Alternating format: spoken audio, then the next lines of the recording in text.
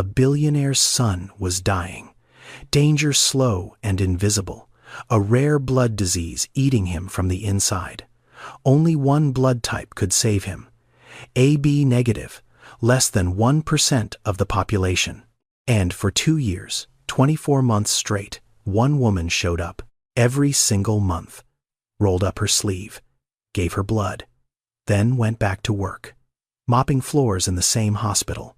3 floors below the child she was keeping alive. She had no idea whose veins her blood was flowing through. And he, a man worth $4.2 billion, a man who built an empire on saving children's lives with technology, had no idea that the only thing keeping his son breathing was a woman he walked past every single day without seeing. Then one night he found out everything. And the woman who'd been saving his child for 2 years was right there, on her knees, scrubbing someone else's blood off the hospital floor. What he did next would either change her life forever or prove that gratitude from the powerful always comes with a price. 2 years earlier, Amara had just finished a 1-2-hour night shift. Her feet ached in shoes that had been worn past the point of replacement 6 months ago. Her hands were dry and cracked from hospital-grade disinfectant, the kind that kills everything on your skin, including the skin itself. Her scrubs had faded from navy to something closer to gray. She smelled like bleach and floor wax and other people's pain. It was 7:15 inches the morning. She should have gone home, should have crawled into bed in her small apartment and slept until her next shift started. But instead, Amara turned left at the lobby, past the cafeteria, past the gift shop, down the hallway most people in this hospital didn't even know existed. She walked into the blood bank. The nurse at the desk looked up, smiled. She knew Amara by now, back again, every month. Like clockwork. Amara sat down in the donation chair the way most people sit down at a coffee shop. Casual. Routine.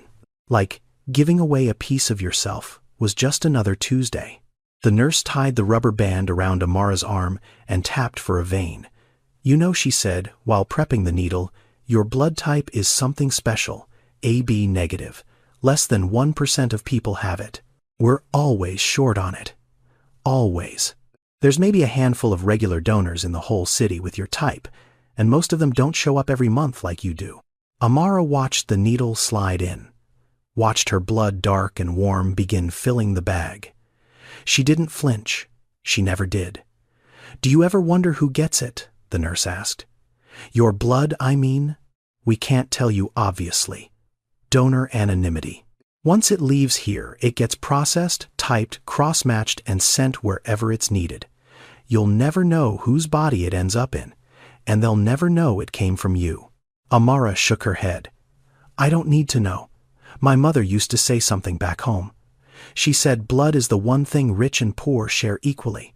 When you give it, you give life itself. She said that phrase the way some people say prayers. Not dramatic, not trying to be deep, just stating something she believed down to her bones. The nurse finished the draw, labeled the bag, placed it in the cooler alongside the others. Amara's blood would be tested, processed, and delivered to a patient within 48 hours. That was the system. Anonymous, efficient, invisible. One person gives. Another person receives. And neither one ever knows the other exists. Amara pressed the cotton ball against the inside of her elbow, held it there. She'd done this 7 times before today. 7 months of quiet giving. She didn't do it for recognition. Didn't do it for money. There was no money. Blood donation is free. You give it, they take it, and the only payment is a cookie and a small cup of orange juice that Amara always accepted because she'd learned a long time ago never to turn down free food. She sat in the recovery chair for the required 15 minutes, drank her juice, ate her cookie, and then she stood up, put her worn jacket back on, and walked out of the blood bank the same way she'd walked in, quietly, without anyone watching. She didn't know whose veins her blood would flow through. She didn't need to know. But if she had known, everything about her life would have been different. Stay with me, because the child receiving Amara's blood right now is someone whose name you will recognize. Amara worked the night shift at St. Jude Children's Memorial, 7 p.m. to 7 a.m., 5 nights a week. sometimes 6 when she needed the overtime, which was most weeks. Her official title was Certified Nursing Assistant, CNA, the lowest rung on the hospital ladder. She made $15.40 an hour, after taxes that came to about $2.100 a month. In Chicago, where rent for a one-bedroom in a safe neighborhood costs more than that. Her job was simple, at least on paper. Change bed linens, empty bedpans, wipe down surfaces, take vital signs, help patients eat, help them to the bathroom, help them do the things that sickness stole from them. A CNA is the person who touches patients the most and gets paid the least. Doctors see patients for minutes. Nurses see them for segments of their shift. But CNAs live in those rooms. They are the ones who hear the crying at 3 a.m. The ones who hold a child's hand when the parents have gone home to sleep. The ones who notice when something changes in a patient's breathing before any monitor picks it up. And they are invisible, not metaphorically, literally invisible. Doctors walked past Amara every single night, like she was furniture. Nurses gave her instructions without looking up from their charts. Patients' families sometimes spoke about her while she was standing right there, as if she couldn't hear them. She was background noise. A body that mopped and lifted and wiped so that the important people could do their important work. Her supervisor, Marcus Webb, made sure she knew her place. Marcus ran the night custodial and CNA operations with the energy of a man who believed efficiency was a religion and compassion was a waste of billable minutes. You're a CNA, Amara, not a therapist. Clean the room and move on. He'd said that to her 3 weeks ago when he caught her sitting with a 6-year-old who couldn't sleep. The child had been crying. Amara had been telling her a story about a bird that flew across the ocean. Marcus had written her up. You have 14 rooms to turn over tonight, he'd said, not looking at her. I don't care if the kid is crying. That's what nurses are for. You are here to clean. Do your job, or I'll find someone who will. Amara hadn't argued. She'd learned a long time ago that arguing with people who had power over your paycheck was a luxury she couldn't afford. Not when her mother needed her. Denise Osei was 67 years old, and she was dying slowly. Chronic kidney disease, stage 4. She needed dialysis 3 times a week. Even with insurance, which Amara had barely managed to get through the hospital, the out-of-pocket costs were crushing. Co-pays, medications, transportation to the dialysis center, the special diet Denise needed but couldn't always afford. It added up to about $3,000 a month. Money Amara didn't have. Money she made anyway somehow by picking up every extra shift, by eating 1 meal a day, by wearing shoes until the soles came apart. She never told anyone at work about her mother, never complained, never asked for help. She just showed up, did her job, gave her blood once a month, and went home. Every morning at 7:30, Amara walked out of the hospital and headed for the bus stop 2 blocks east. And every morning she passed the same billboard on Michigan Avenue, a massive ad for a company called Medicor AI. The tagline read, "Saving children's lives with the power of AI." Beneath it, a smiling child. Beneath that, a logo worth billions. Amara walked past that billboard every single day without a second glance. She didn't know who owned Medicor AI. She didn't know that the company's founder had a son in the very hospital she'd just left. And she certainly didn't know that the child on the 7th floor, the one hooked up to blood transfusion bags once a month, was alive because of what flowed out of her veins every 30 days. She just walked, head down, jacket pulled tight. Another invisible woman heading home in a city that had never once asked her name. 3 floors above where Amara gave her blood every month, a different world existed. A world that smelled like fresh flowers instead of disinfectant.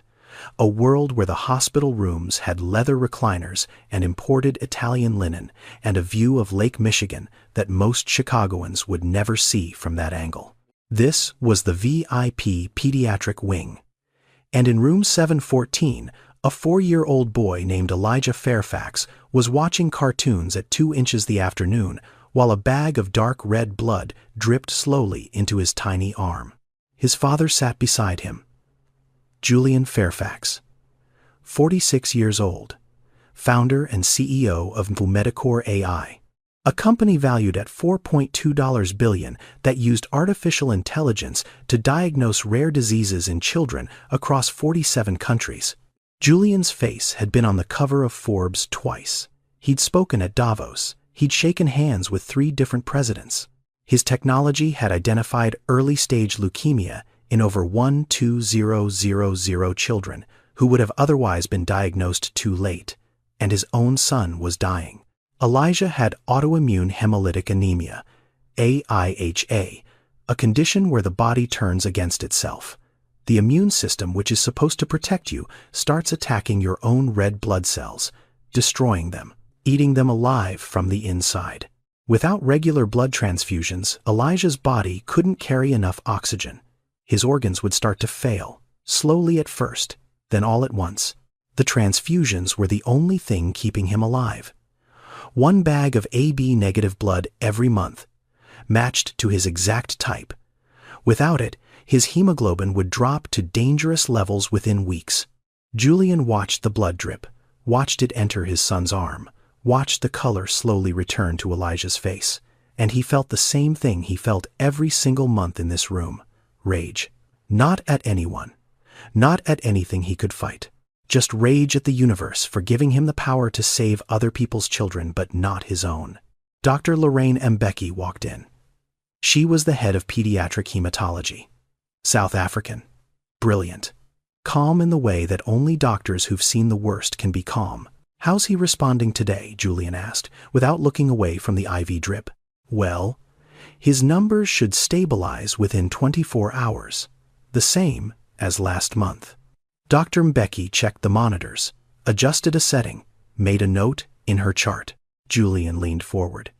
"How is it possible that I can fund a company that diagnoses diseases in 47 countries, but I can't find a reliable blood donor for my own son?"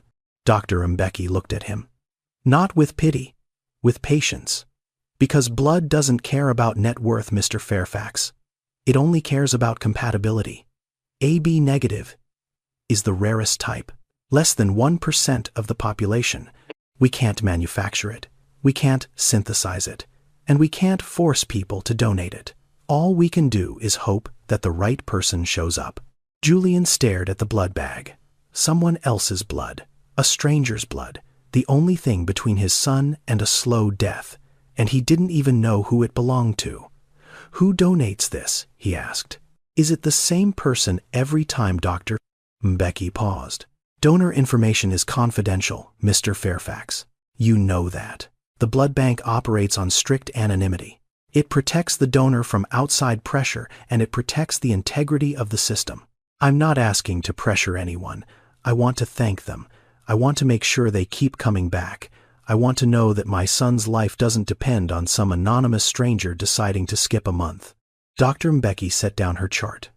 "I understand your concern. And I can tell you this much, not as his doctor, but as someone who has access to the donation records. Your son's primary donor has been consistent for over 18 months, the same person. Every month, without fail, without being asked, without knowing whose blood they're giving or why." Julian's jaw tightened. 18 months.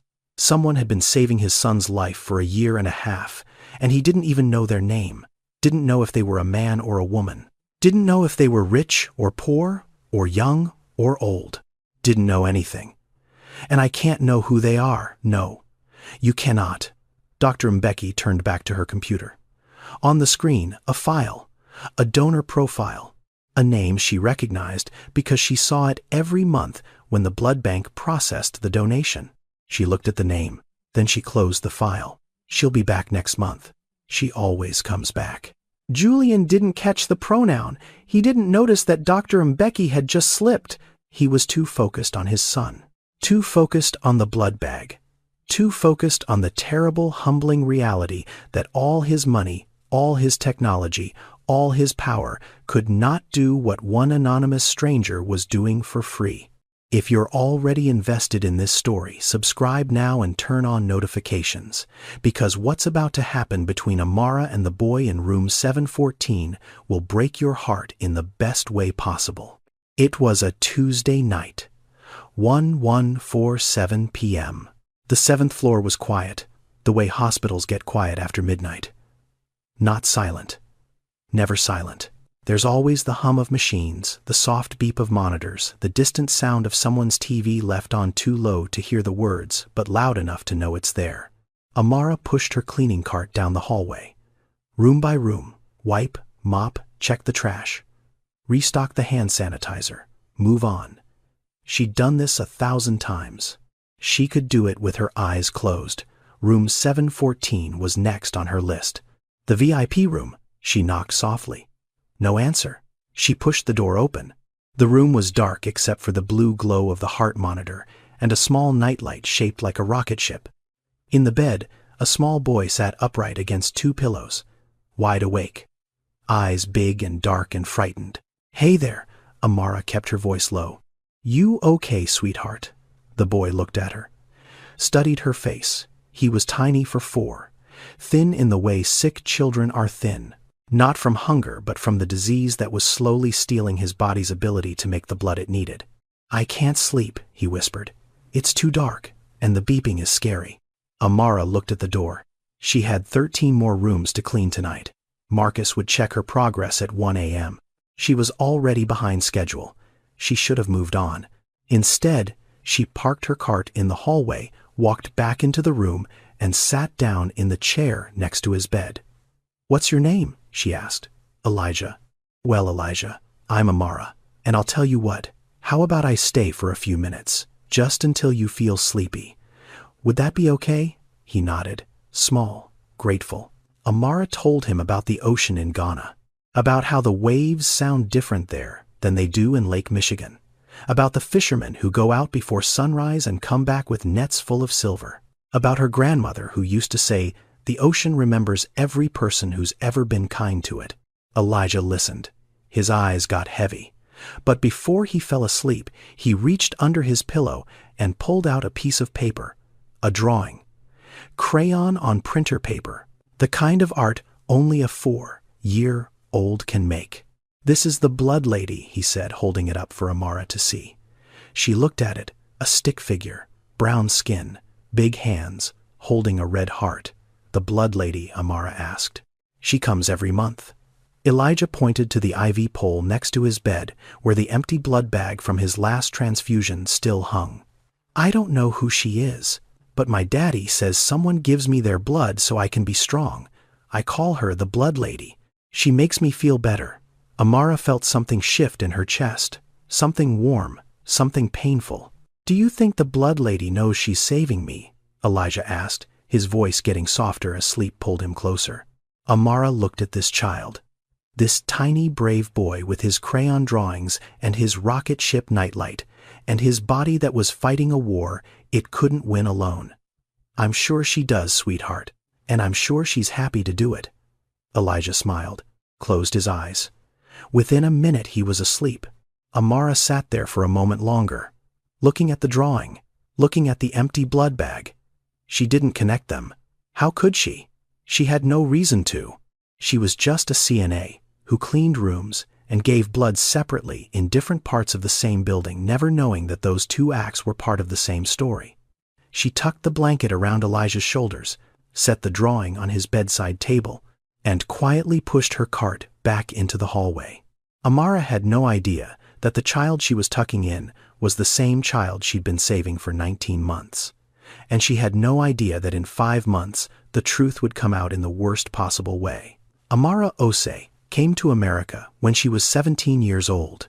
She came with a full scholarship to study pre-med at the University of Illinois, Chicago. She came with a suitcase that weighed more than she did 2 textbooks she'd already read cover to cover, and a dream so big it barely fit inside her chest. She was going to be a doctor. Back in Accra, that dream had been everything. Her mother, Denise, had worked 3 jobs to get Amara through secondary school, sold fabric at the market in the morning, cleaned offices in the afternoon, took in laundry at night, all so her daughter could study, all so her daughter could become the thing Denise never had a chance to be. The day Amara got her scholarship letter, Denise held it with both hands and cried. Not sad tears, the kind of tears that come when something you've been praying for your whole life finally shows up on paper. You are going to heal people, Denise had told her. That is what you were made to do. And Amara believed it. She believed it through her first year of college when the coursework was brutal and the loneliness was worse. She believed it through her second year when she made the dean's list. Both semesters and her organic chemistry professor told her she had the best hands in the lab. She believed it through the first half of her third year when she started clinical rotations and felt for the first time like she was exactly where she was supposed to be. Then her mother called. Denise's kidneys were failing. Both of them. Stage 3 chronic kidney disease moving fast towards stage 4. She needed dialysis. She needed medication. She needed treatment that cost more money than she'd made in a decade. Amara had done the math. She'd done it over and over, sitting on the floor of her dorm room at 2 inches the morning with a calculator and a stack of bills. Dialysis in the United States costs an average of $90,000 a year. Insurance covers some of it if you have insurance, which Denise didn't. Not yet. Medicare kicks in for kidney patients, but there's a waiting period. There are copays. There are medications that cost $400 a bottle. There are transportation costs and dietary requirements, and the 1,000 small expenses that pile up around a chronic illness like snow around a buried car. Amara couldn't afford tuition and her mother's treatment. She could afford one, not both. And that was never really a choice at all. She dropped out at the end of her junior year, 3 semesters away from finishing, 3 semesters away from medical school applications, 3 semesters away from becoming Dr. Amara Osei. Instead, she became a CNA, because it was the fastest certification she could get, because hospitals were always hiring, because the pay was enough to cover Denise's co-pays if Amara never spent money on anything else, and because it kept her inside a hospital, even if she wasn't a doctor, even if she'd never be one now. She was still there. Still in the building where healing happened, still close enough to touch it even if she couldn't practice it. Some people would have been bitter. Some people would have spent every shift mourning the career they lost. Amara didn't. Not because she didn't feel the loss, she felt it every single day. She felt it every time a doctor gave an order she could have given. Every time she changed a bedpan knowing she could have read the chart instead. Every time she stood in an elevator next to residents who were younger than her wearing white coats she should have been wearing. But her mother had taught her something a long time ago that kept the bitterness from taking root. When Amara was 14, Denise had taken her to a blood drive at the community center in Accra. It was Amara's first time donating. She was nervous, scared of the needle, scared of the blood. Denise had held her hand and said something Amara would carry with her for the rest of her life. Blood is the one thing rich and poor share equally. When you give it, you give life itself. Amara had been donating ever since. In Accra, in Chicago, in every city she'd ever passed through. Not because anyone asked, not because she got paid, but because she had AB negative blood and she knew what that meant. It meant she was rare. It meant her blood was always needed, and it meant that every time she sat in that chair and opened her vein, someone somewhere would live who might not have lived otherwise. She didn't know who. She didn't need to know. That was the point. Giving wasn't about recognition. It was about responsibility. If you had something rare, something life-saving, something that cost you nothing but an hour and a little dizziness, then keeping it to yourself wasn't just selfish. It was wrong. Her mother had taught her that. And Amara believed it the way she believed in breathing. So she worked her shifts. She cleaned her rooms. She held children's hands in the dark. She paid her mother's medical bills. And once a month she gave her blood away for free to strangers she would never meet. Amara had given up medical school, but she'd never given up medicine. She practiced it every night in every room she cleaned, with every patient she comforted, and every month with every pint of blood she gave away for free. This story is about to take a turn that will change everything. Subscribe now and turn on notifications so you don't miss what happens next. It was a Thursday, 3:47 p.m., and on the 7th floor of Street Jude Children's Memorial. Something was going very wrong. Elijah Fairfax had been fine that morning. He'd eaten breakfast. He'd drawn pictures. He'd asked his father when he could go home the same question he asked every day, and Julian had given the same answer he always gave. Soon, buddy. Soon. But by noon, Elijah's skin had turned the color of old paper. His eyes, usually bright and restless, had gone dull. His breathing was shallow, fast, wrong. Dr. Mbeki was paged at 115. By 130 she was in the room reading his blood panel, and her face told Julian everything he needed to know before she said a single word. "He's in hemolytic crisis, doctor," Mbeki said. "His body is destroying red blood cells faster than we've ever seen. His hemoglobin is at 5.2 and dropping." "What does that mean?" Julian asked, even though some part of him already knew. "It means his organs are not getting enough oxygen. If we don't get his hemoglobin up within the next 6 hours, we're looking at organ failure, starting with his kidneys, then his heart." Julian gripped the bed rail. His knuckles went white. "Then transfuse him. Do it now. We don't have the blood, Mr. Fairfax." Those 5 words landed like a physical blow. "What do you mean you don't have the blood?" AB negative is the rarest blood type in the country. Less than 1% of Americans carry it. The national blood supply is critically low right now, especially for rare types. We've contacted every regional blood bank within 200 miles. Nobody has AB negative in stock. Nobody. Julian stared at her. "This is a $400 million hospital. You're telling me you can't find a bag of blood?" "I'm telling you that money cannot create blood that doesn't exist," Dr. Mbeki said. Her voice was steady, but her eyes were not. "We have exactly 0 units of AB negative on hand.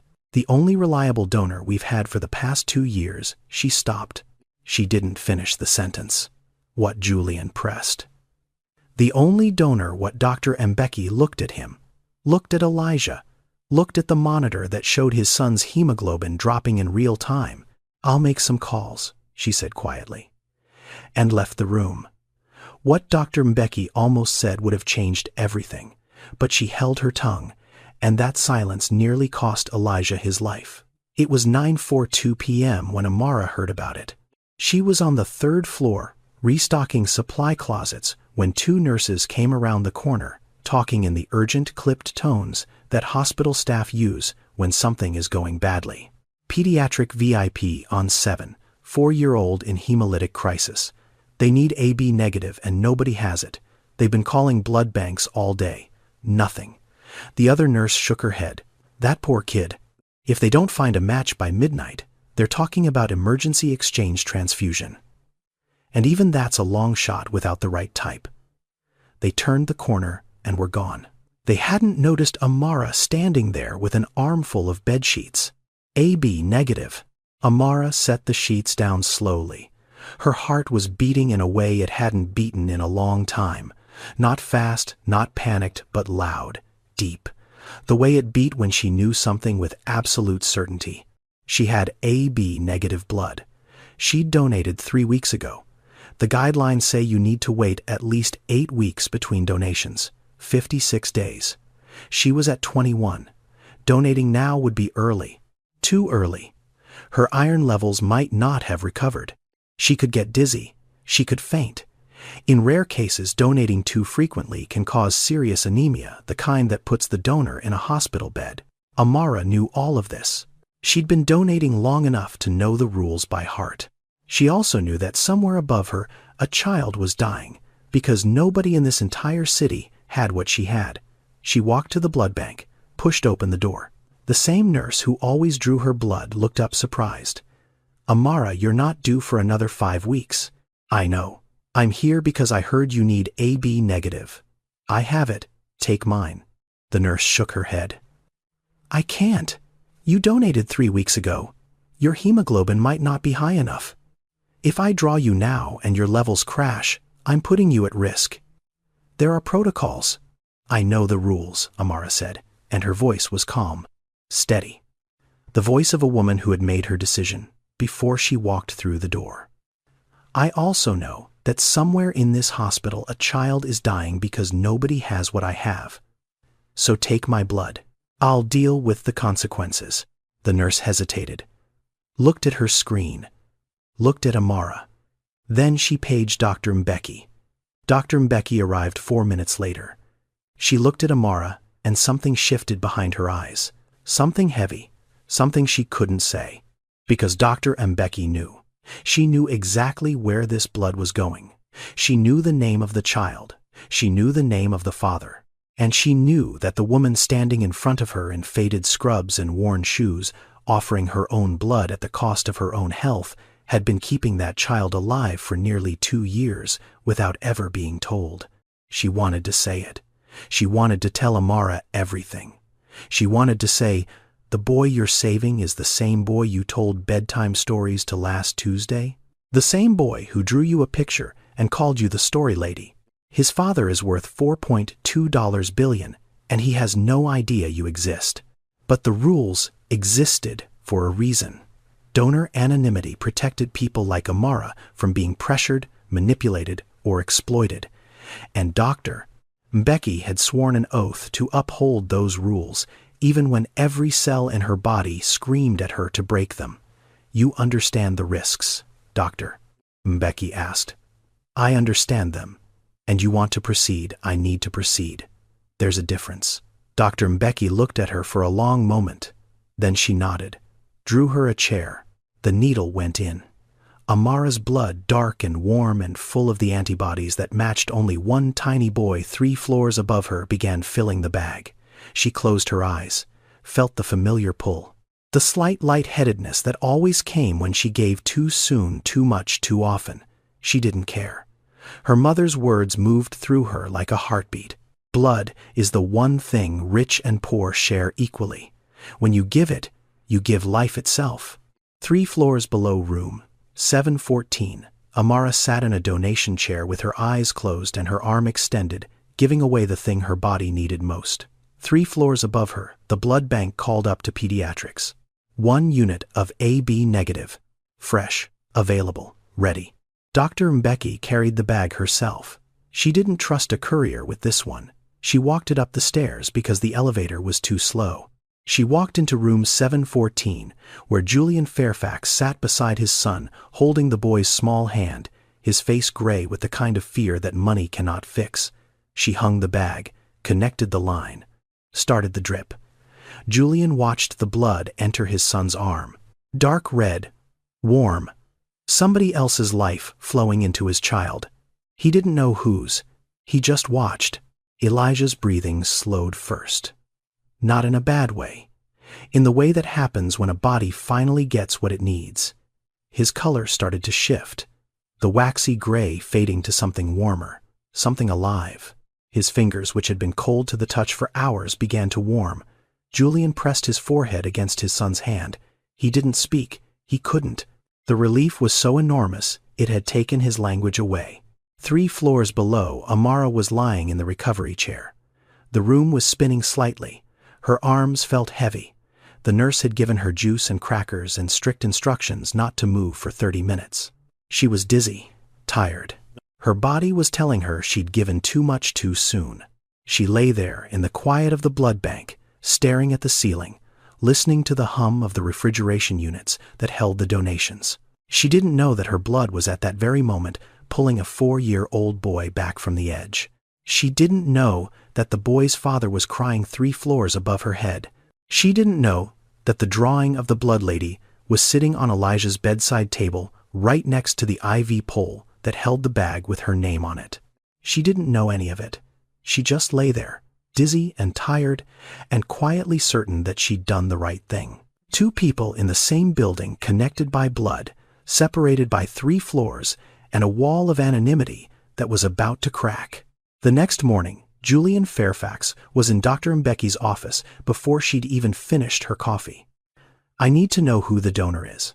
He said it like a man who was used to getting answers, like a man who signed checks that built hospital wings, like a man who had never been told no by anyone who wanted to keep their funding. "Doctor." Mbeki set her cup down. She didn't flinch. "You know I can't do that, Mr. Fairfax. My son almost died last night. He almost died because we ran out of blood. And you're telling me there's one person, one single person in this entire city who has been keeping him alive for 2 years, and I'm not allowed to know their name. That's exactly what I'm telling you. Julian stood up, paced to the window, paced back. He was a man who solved problems for a living, who built systems, who fixed things. And right now, the thing he needed to fix was the gap between his son's survival and a name he wasn't allowed to hear. There are laws around this, Dr. Mbeki continued. Donor anonymity isn't a suggestion. It's a federal protection. It exists because without it, donors get pressured, they get harassed, they get guilt-tripped into giving more than their bodies can safely handle. The system works because donors trust that their privacy will be respected. If we break that trust, donors stop coming. And if donors stop coming, children like Elijah die. Julian turned to face her. I'm not going to pressure anyone. I want to thank them. I want to make sure they're taken care of. I want to guarantee that my son has a reliable source of blood going forward. And I understand that, Dr. Mbeki said. But what you want doesn't override what they're entitled to. This person chose to donate anonymously. That means they chose not to be found. And respecting that choice is not optional, not for you, not for me, not for anyone. Julian's jaw tightened. He pulled out his phone, opened his banking app, turned the screen toward Dr. Mbeki. $5 million. Right now, transferred to this hospital's general fund. All I need is a name. Dr. Mbeki looked at the screen, looked at the number. Then she looked at Julian with an expression that made something shift inside his chest. And if I sell that name for $5 million, what does that make me? What does that make this hospital? A place where privacy is for sale, where the wealthy can buy access to anyone's personal information as long as the check clears. She stood up. Mr. Fairfax, I am deeply sympathetic to what you're going through. Your son is my patient and I care about him, but I will not sell a donor's identity. Not for $5 million.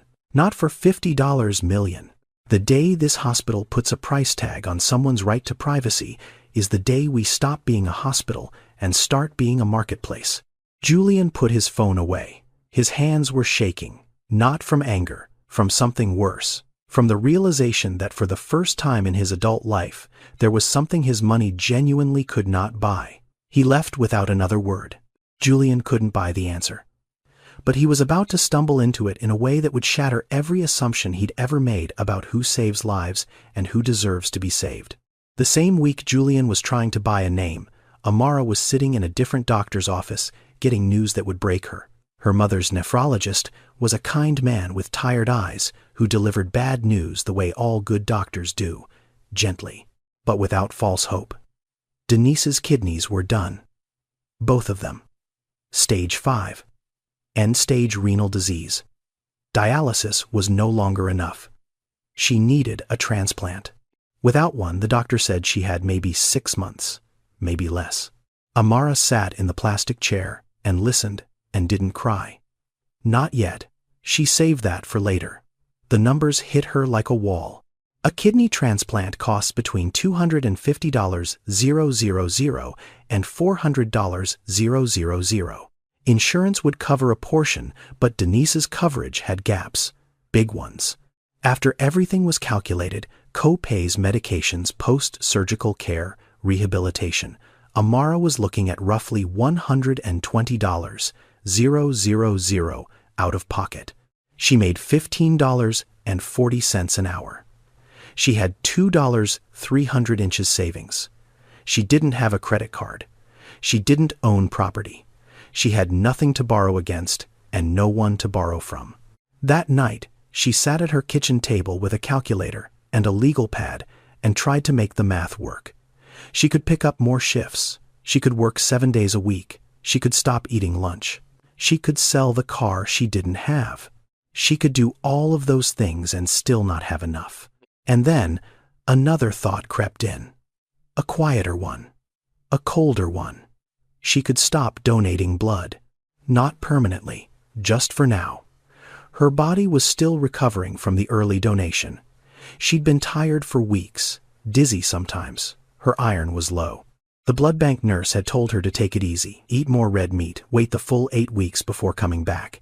If she kept pushing herself, kept donating, on top of working double shifts, her own health would collapse. And if she collapsed, there would be nobody to take care of Denise. But if she stopped donating somewhere in this hospital, a child with AB negative blood would have one less option, one less chance, one less month of guaranteed survival. She was choosing between her mother's life and a stranger's child. Amara drove to the dialysis center the next morning. Denise was in her chair, hooked up to the machine that cleaned her blood 3 times a week because her kidneys no longer could. She looked smaller than she had last month. Thinner, more fragile. Amara told her about the transplant, about the cost, about the impossible math. She did not tell her mother about the blood, but Denise knew. Mothers always know. "You're thinking about stopping, aren't you?" Amara looked away. "Mama, I need to focus on you right now. Don't you dare stop giving blood because of me, Amara." Denise's voice was weak, but the words had iron in them. "The day you stop giving is the day you stop being who you are."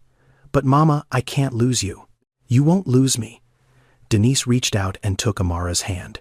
Her grip was fragile, but her eyes were fierce. "But don't save me by letting someone else's child die. That is not who I raised. That is not who you are." Amara held her mother's hand, held it tight, and didn't say anything because there was nothing to say that wouldn't be a lie.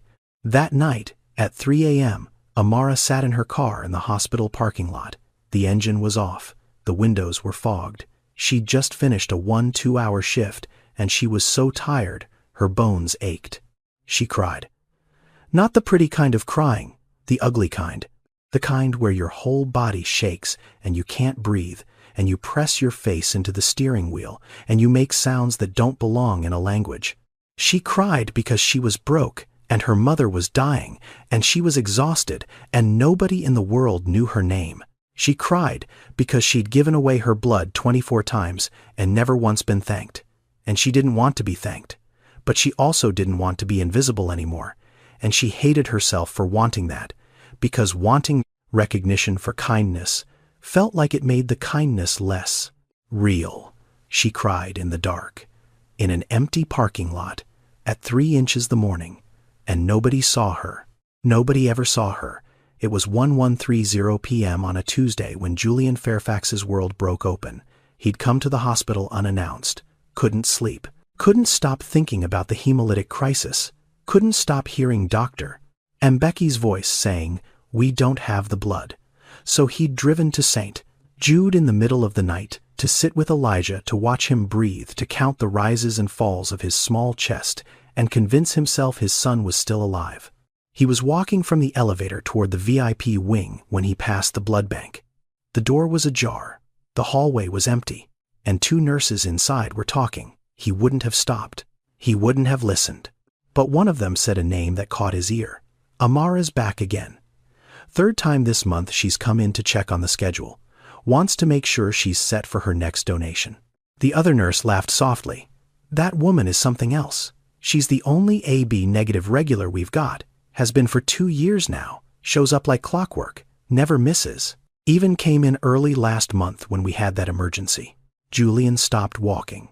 "She's the reason that Fairfax kid is still here, you know. Would have died 3 times over without her.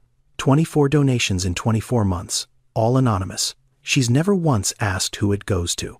Julian stood in that hallway like a man who'd been hit by something he couldn't see. His feet wouldn't move.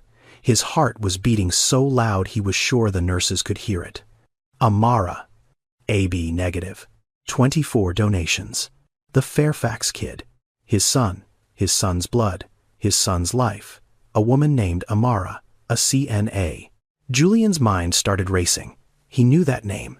Not personally, not the way you know someone you've spoken to, but the way you know a word you've seen 100 times without reading it. Amara. The name on a badge he'd glanced at and forgotten. The face he'd passed in hallways without registering. The woman with the cleaning cart who was always there and never visible. He walked away from the blood bank. Slowly, quietly. His hands were trembling. He turned a corner, then another, following the sound of machinery. the distant squeak of wheels on tile, until he reached the third-floor east corridor. And there she was. Amara was on her knees, on the floor, cleaning. A patient in room 312 had had a nosebleed, a bad one, and there was blood on the linoleum, and Amara was on her hands and knees scrubbing it out with a rag and a bottle of hydrogen peroxide. Julian stood at the end of the hallway and watched her. He watched her hands, the blue nitrile gloves stretched tight over fingers that were already cracked beneath them, her knees on the wet floor, her hair pulled back in a tight bun, her scrubs faded from navy to something that didn't have a color anymore. She was focused entirely on the stain, moving methodically, carefully, the way someone works when they take pride in even the smallest task. She didn't know he was there. And Julian realized, standing in that empty hallway at midnight, that he had walked past this woman hundreds of times. Hundreds. He'd walked past her in the lobby, in the elevator, in the hallway outside his son's room. He'd looked through her the way you look through glass. She was background, she was furniture, she was nobody, and she was the reason his son was alive. He thought about what he'd said to Dr. Mbeki. "I'll donate $5 million, $5 million for a name." And here was the name. Here was the person, on her knees, scrubbing blood off a hospital floor for $15 an hour. And she'd been giving away her own blood for free every month for 2 years to keep his child breathing. Julian Fairfax had built a company worth $4.2 billion on the promise of saving children's lives. His face had been on magazine covers. He'd been called a visionary, a disruptor, a genius. And his son was alive because of a woman he'd never bothered to see. He stood there for a long time. He didn't speak. He didn't approach her.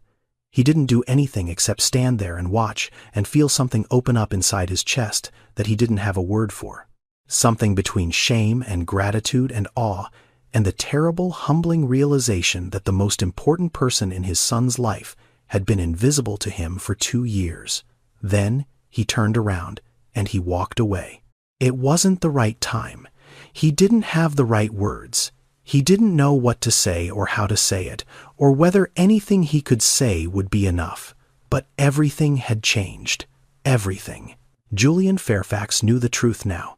But knowing the truth and knowing what to do with it are very different things. And what he chose to do next would test whether gratitude from a billionaire is a gift or a trap. Julian didn't sleep that night. He went home to his penthouse overlooking the lake and sat in the dark and thought about a woman on her knees. The next morning, he called Dr. Mbeki. His voice was different this time. Quieter. Stripped of the urgency and the entitlement that had defined their last conversation. "I know who the donor is." Silence on the other end. "I didn't hack anything. I didn't bribe anyone. I overheard 2 nurses talking. They didn't know I was there. Her name is Amara. She's a CNA in your hospital. Dr. Mbeki exhaled slowly. "Mr. Fairfax, I need you to understand something. She doesn't know. She doesn't know it's your son. She doesn't know whose blood she's been giving. She comes in every month and donates and goes back to work and never asks a single question." "I know," Julian said. "I watched her last night. She was cleaning a floor." There was a long pause. Then Dr. Mbeki spoke, and her voice carried a weight Julian hadn't heard before. "There are things you should know about her. Things I can share because they're not medical records and because frankly you need to understand who this woman is before you decide what to do next," she told him. Not the medical details, not the donor file, but the things anyone at the hospital could have told him if he'd ever bothered to ask: that Amara had been a pre-med student, that she'd dropped out in her 3rd year to pay for her mother's kidney treatment, that her mother was now in stage 5 renal failure and needed a transplant, that Amara worked double shifts to cover the dialysis copays, that she'd been donating blood since she was a teenager, that she'd donated early during the crisis against medical advice at risk to her own health because she heard there was a child who needed AB negative and she couldn't walk past that need without stopping. She didn't know it was Elijah, Dr. Mbeki said quietly.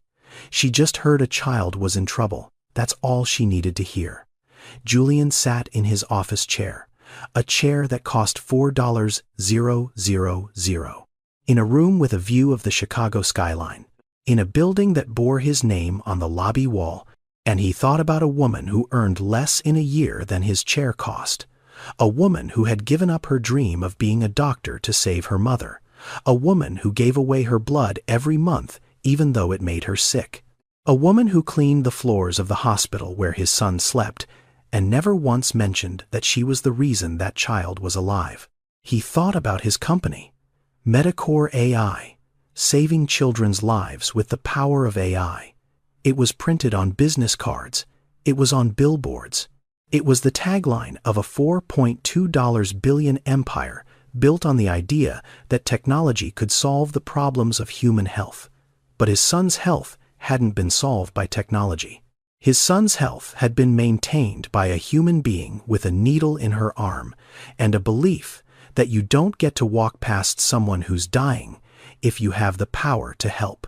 Julian Fairfax had built a $4.2 billion empire on the idea that technology saves lives. But his son was alive because of a woman who earned $15 an hour and gave away her blood for free. It was 6-7 inches the morning, Chicago in November, the kind of cold that finds the gaps in your clothing and settles into your bones. The sky was still dark. The parking lot lights cast long yellow pools on the asphalt. Amara walked out of the hospital the same way she always did. Head down, thin jacket pulled tight, bag over one shoulder, moving fast because the bus came at 6:20, and if she missed it, she'd have to wait 40 minutes for the next one. She didn't see the man leaning against the black car near the east exit. She wouldn't have recognized him if she had. Julian Fairfax was not someone whose face she'd ever had reason to learn. "Excuse me." Amara stopped, turned, looked at the man. Expensive coat, tired eyes, hands in his pockets. He didn't look dangerous. He looked lost. "Can I help you? Are you Amara? Amara Osei?" She felt something tighten in her chest. When strangers know your full name, it's rarely good news. "Yes. Who are you?" Julian didn't answer the question. Not yet. Instead, he asked one. "Why do you do it?" Amara blinked. "Do what? Donate blood. Every month. For 2 years. Why?" The tightness in her chest turned to ice. "How do you know about that? Please."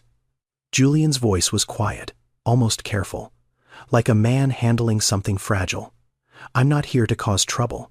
I just need to understand. Why do you do it?" Amara studied his face. She was good at reading people. You learn that when you spend your nights caring for children who can't tell you what hurts. This man was not threatening. He was something else. He was barely holding himself together. "Because I can," she said simply. "I have a rare blood type, AB negative. There aren't many of us, and people die when the supply runs out. So I show up. That's all." "That's all?" Julian repeated. "That's all?" He was quiet for a moment. Steam from his breath rose and disappeared. "My name is Julian Fairfax. I have a son named Elijah.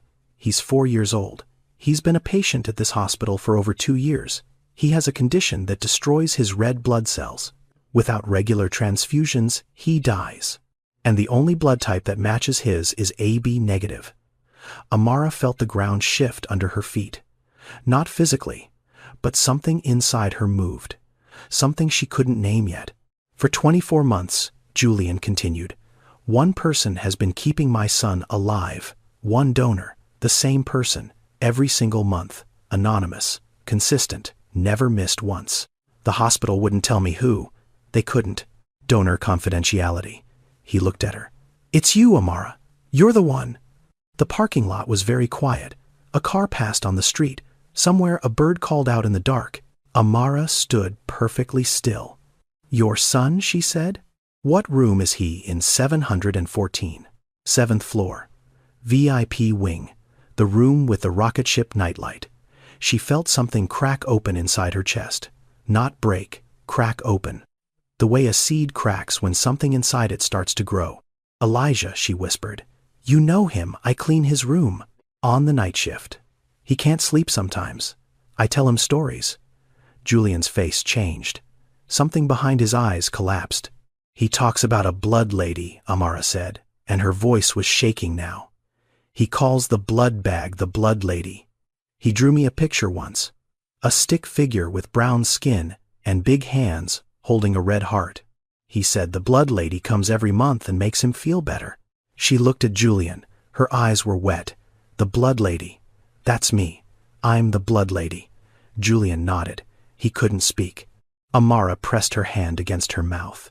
She stood there in a hospital parking lot at 6 inches the morning in a thin jacket in the freezing cold and felt 24 months of anonymous giving suddenly become real. Not a bag of blood in a cooler. Not a number in a database. A child. A specific child. A boy with dark eyes and a rocket ship nightlight who couldn't sleep in the dark and called her the story lady and drew pictures of someone he'd never met who kept him alive. And that someone was her. Had always been her. "I didn't save your son, Mr. Fairfax." Amara said it through tears. "I just gave blood. Anyone with AB negative could have done the same. But they didn't." Julian's voice broke. "For 24 months, nobody else showed up. Only you." He stepped forward. And then Julian Fairfax, a man worth $4.2 billion, a man whose name was on buildings and magazine covers and the sides of hospital wings, did something that shocked Amara into silence. He knelt down, right there, on the cold asphalt, in his expensive coat, on his knees. But he didn't kneel to say thank you. "I walked past you," he said. His voice was raw. 100 times. "I walked past you in the hallway, in the elevator, outside, my son's room. 100 times, and I never saw you. I never once looked at your face. I never once asked your name. You were saving my son's life, and I didn't even know you existed." "Please stand up," Amara said. "Sir, please." "I'm sorry," Julian said. And he meant it in a way that went deeper than Elijah. He was sorry for every invisible person he'd ever walked past, every CNA whose name he'd never learned, every cleaner whose cart he'd stepped around without a glance. He was sorry for 46 years of not seeing. Amara reached down and took his arm, gently. The way she'd lift a patient, the way she'd comfort a child. She helped him stand. They stood there, 2 people from different worlds in a parking lot, in the cold, at 6 inches the morning, both crying, neither speaking. Because sometimes there are no words big enough for what passes between people when one of them finally sees the other for the first time. Julian collected himself first, wiped his face, cleared his throat, and started talking in the way men like him talk when they want to fix things. "I want to help you. I want to pay for your mother's transplant. I want to set up a fund. I want to get you back into medical school. Whatever you need, name it. I'll make it happen today." Amara looked at him, and for the first time in this conversation her eyes weren't sad. They were sharp. "No." Julian blinked. "No, I don't want your money, Mr. Fairfax." He stared at her. This was not a response he'd encountered before. In his world, everyone wanted something. Everyone had a price. Every problem could be solved with the right number of zeros. "I'm offering you everything you need," he said carefully. "Your mother's surgery, your education, a better life. And I'm saying no." Amara's voice was steady. "If I accept money for blood, it stops being a gift. It becomes a transaction. And my mother taught me that blood is sacred, not for sale, not to you, not to anyone." Julian opened his mouth, closed it, opened it again. "Then what do you want? Because I have to do something. I can't just walk away from this and pretend you're not the reason my son is alive." Amara was quiet for a moment. She looked at the hospital behind her, at the building she entered every night and left every morning, at the place where she mopped floors and changed sheets and held children's hands and was never once seen by the people who ran it. "You want to thank me," she said. "Then change how your hospital treats people like me. Not just me. Every CNA, every aide, every transporter.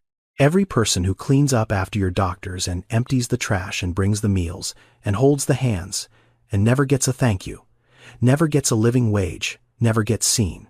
She met his eyes. "You built a company that saves children with technology. That's wonderful.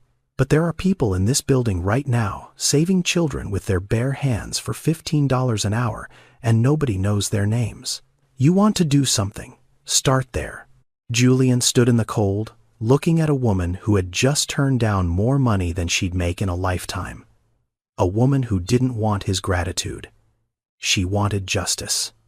Not for herself, for everyone like her. And for the first time in a very long time, Julian Fairfax felt small. Not in a bad way, in the way you feel small when you stand in front of something bigger than yourself and realize you have a lot of growing to do. Amara didn't want Julian's money. But what Julian did with her words would change a lot more than just one hospital. This is the moment everything comes full circle. If you're not subscribed yet, you're going to want to be here for what happens next. Julian brought Amara to the 7th floor the next afternoon. She'd changed out of her scrubs, put on the nicest clothes she owned, which was a sweater her mother had given her, and a pair of clean jeans. She felt out of place in the VIP wing. She always did, but today was different. Today she wasn't here to clean. Julian opened the door to room 714. Elijah was sitting up in bed, drawing. His color was good today. The last transfusion was holding. He looked up when the door opened, and his face lit up the way only a 4-year-old's face can light up. "Miss Amara, you're here in the daytime." He said it like it was the most remarkable thing in the world, because to him Amara existed only at night. She was the woman who appeared in the dark with a cleaning cart and stories about the ocean. "Hi, Elijah." Amara's voice was steady, but her eyes were not. "How are you feeling today, good?" "Better." The blood lady came again. She looked at the IV pole, at the empty bag, at the tubing that had carried her blood into this child's arm. "She always comes." Julian stepped forward. He crouched down next to his son's bed. "Buddy, I want to tell you something. You know how you always talk about the blood lady, the person who gives you blood every month." Elijah nodded. "She makes me strong." "That's right, she does." Julian looked at Amara, then back at his son. "Well, the blood lady is here. She's standing right there." Elijah looked at Amara, then at his father, and quote, then at Amara again. A 4-year-old's mind works differently than an adult's. There's no filter between understanding and expression, no social calculation, no hesitation. Elijah looked at Amara, the woman who told him stories about fishermen and oceans, and at the empty blood bag, the invisible hero who kept him alive, and his eyes went wide. "You're the blood lady and the story lady. You're two people." Amara laughed, a short broken sound that was half laugh and half sob. "No, sweetheart. I'm just one person. I just do two things." Elijah stared at her with an expression of pure, unfiltered wonder, the kind of wonder that only exists before the world teaches you to be cynical. Then he opened his arms. Amara crossed the room and wrapped her arms around that small boy and held him the way she'd held her mother and the way her mother had held her, tight, present, like she was trying to pour everything she felt through her skin and into his. Julian stood behind them. He didn't make a sound, but his face was ruined, tears running freely, jaw tight, hands clenched at his sides, not because he was sad, because he was watching something sacred, and he knew it. Elijah pulled back, reached under his pillow, and pulled out a piece of paper, creased and worn from months of being slept on, and carried around and shown to every nurse who came into the room. The drawing. The blood lady, a stick figure with brown skin and big hands holding a red heart. He'd drawn Amara long before anyone knew who she was. A child had seen her before a billionaire ever did. "This is you," Elijah said, holding the drawing up to Amara. "I made it for you. I was saving it. Because I knew you'd come one day." Amara took the drawing, held it with both hands, looked at it through tears that wouldn't stop. A stick figure. Crayon on printer paper, brown skin, big hands, a red heart. It was the most valuable thing anyone had ever given her. Julian Fairfax went home that night and couldn't sleep.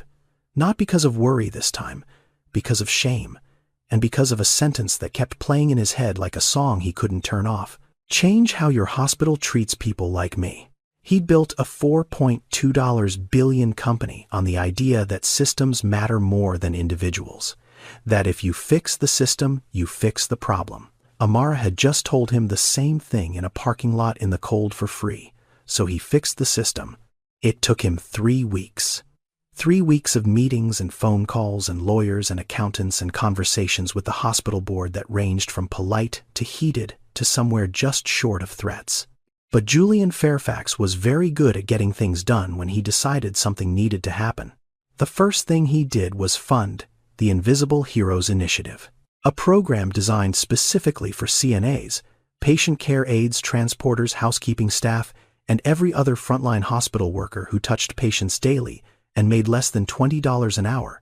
The program had 3 components: a $4 per hour across-the-board raise for all support staff at St. Jude Children's Memorial, a professional development fund that covered certification courses, continuing education, and skills training, and an annual recognition ceremony where frontline workers were nominated by patients and families for the care they'd provided. Here's something most people don't know. The United States is facing a critical shortage of CNAs. There are roughly 1.4 million nursing assistants in the country, and the field has one of the highest turnover rates of any profession. About 45% of CNAs leave their jobs within the first year, not because they don't care, because they can't afford to stay. The average CNA earns between $14 and $17 an hour. In cities like Chicago, that's poverty wages. You can work full-time as a CNA and still qualify for food stamps. You can wipe down patients and change bedpans and monitor vital signs and hold a dying person's hand at 3 inches the morning and still not be able to afford your own health insurance. The problem isn't the workers. The problem is a system that treats them as disposable. Julian understood that now, in a way he hadn't before, because Amara hadn't asked him to fix her life. She'd asked him to fix the world she lived in. The second thing Julian did was create the Denise Osei Medical Scholarship, named after Amara's mother, funded with an initial endowment of $10 million. The scholarship was open to any frontline healthcare worker, CNA aide, transporter technician, anyone who worked in a hospital in a support role and wanted to pursue medical education.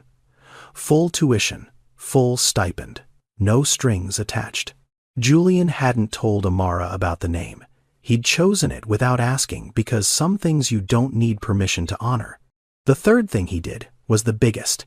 He redirected a portion of Medicore AI's research budget toward building a national rare blood type registry, a digital platform that would connect rare blood donors with patients who needed them, real-time matching, automated alerts, a system that made sure no hospital would ever run out of AB negative or B negative or any other rare type because they didn't know who had it.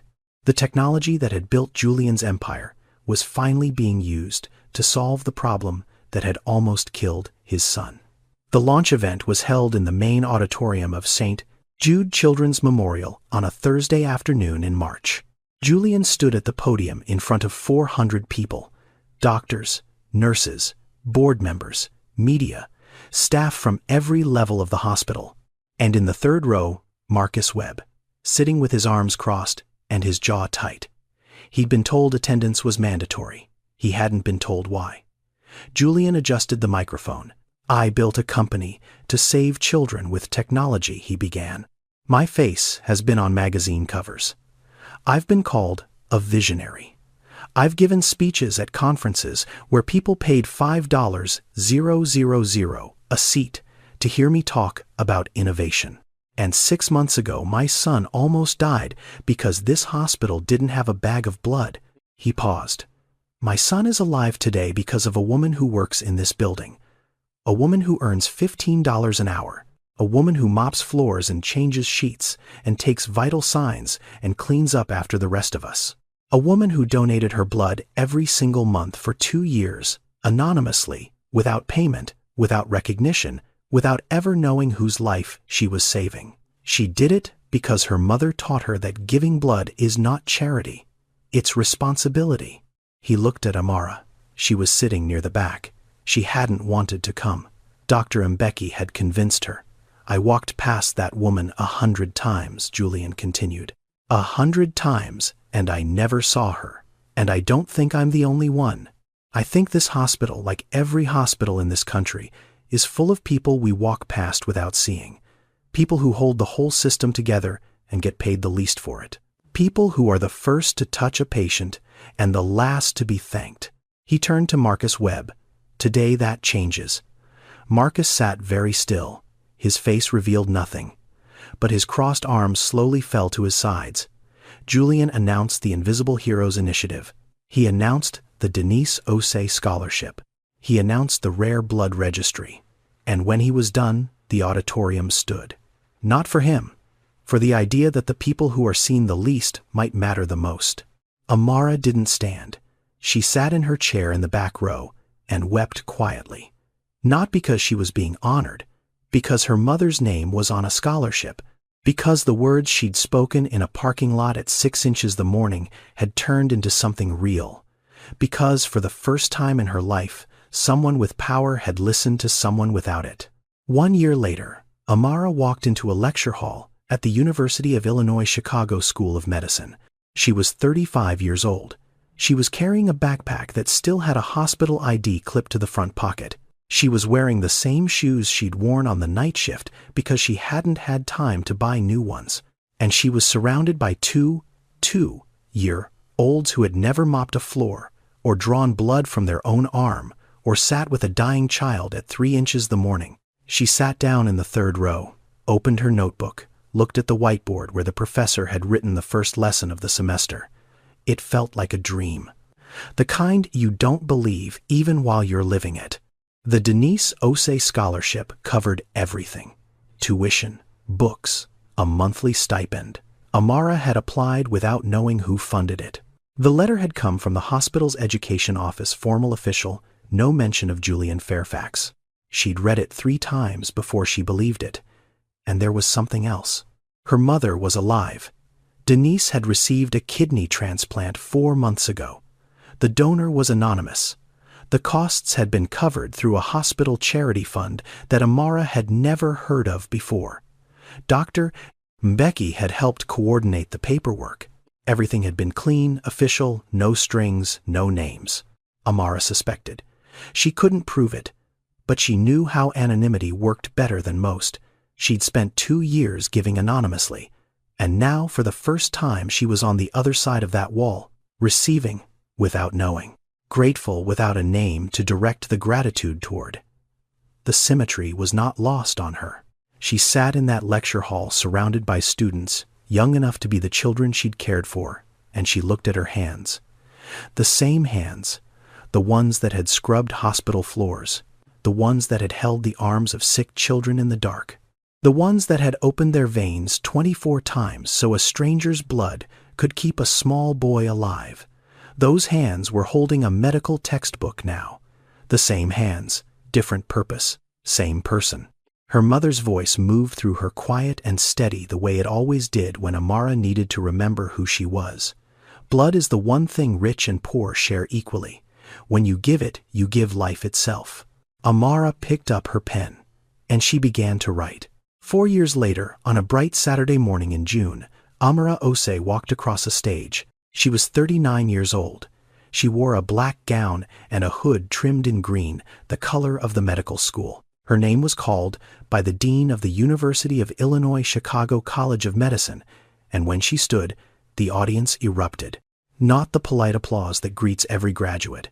Something louder, something that came from the gut, because the people in that auditorium knew her story. Not all of them, but enough. The classmates who'd studied with her, the professors who'd watched her outperform students a decade younger, the hospital staff who'd come to see one of their own, crossed the line from the lowest rung to the highest. She walked to the podium, received her degree, Doctor of Medicine, specialization in pediatric hematology, the study of blood diseases in children, the exact field that had defined Elijah's life, and in a way she couldn't have predicted her own. She turned to face the audience. In the 5th row, Elijah Fairfax sat between his father and Denise Osei. Elijah was 11 now, tall for his age, healthy. His AIHA had gone into sustained remission 18 months ago, thanks to a combination therapy developed by Medicore AI's research division, informed in part by clinical observations Amara had contributed during her residency. Rotations. The disease that had nearly killed him had become the bridge that connected his treatment to her training. Denise sat in a wheelchair. She was 74 now, thin, but her eyes were bright and her back was straight, and she was wearing the same gold earrings she'd worn the day she first took Amara to donate blood in Accra. Julian sat with his hands folded in his lap. He wasn't crying yet. He would be. Amara looked down at the audience from the stage. Hundreds of faces, but she found the one she was looking for. Elijah was holding something up, a piece of paper, creased, yellowed at the edges, torn in one corner from years of handling. The drawing, the blood lady, a stick figure with brown skin and big hands holding a red heart. He'd kept it. For 7 years, he'd kept it. And now he was holding it up in an auditorium full of people smiling at the woman who had once been his midnight storyteller and his anonymous lifeline, and who was now officially a doctor. Amara looked at that drawing and felt everything at once. Every night shift, every pint of blood, every floor she'd mopped, every time she'd been looked through like glass. Every time she'd sat with a scared child in the dark and told stories about oceans and fishermen and kindness. It all came down to this. A piece of paper in a boy's hand. She didn't speak. She didn't need to. She looked at her hands. The same hands that had mopped floors and donated blood and comforted a scared little boy in the dark. Now they would hold a stethoscope. But they would never forget where they'd been. Thank you for following Amara's incredible journey from invisible CNA to the doctor who helped save the boy she'd been saving all along. If this story moved you, if it made you think differently about the people you walk past every day, please subscribe to this channel and share this video with someone who needs to hear it. Here's the truth. There are people in your life right now who are giving everything they have and getting nothing in return. People who show up every day, do the hardest work, and never get seen. They're in your hospitals, your schools, your offices, your neighborhoods. They're mopping floors and driving buses and stocking shelves and caring for your parents and your children. And most of us walk right past them. Amara's mother used to say something that I want you to carry with you. Blood is the one thing rich and poor share equally. When you give it, you give life itself. So I have 2 questions for you. When was the last time you donated blood? And when was the last time you truly saw someone you walk past every day? Leave your answer in the comments. Share this video with someone who gives without being seen. And if you or someone you know has a rare blood type, please consider becoming a regular donor. You might be the only match for a child who's counting on you. Until next time, stay kind, stay giving, and never underestimate the power of what flows through your veins. Subscribe now and turn on notifications so you never miss another story like this one.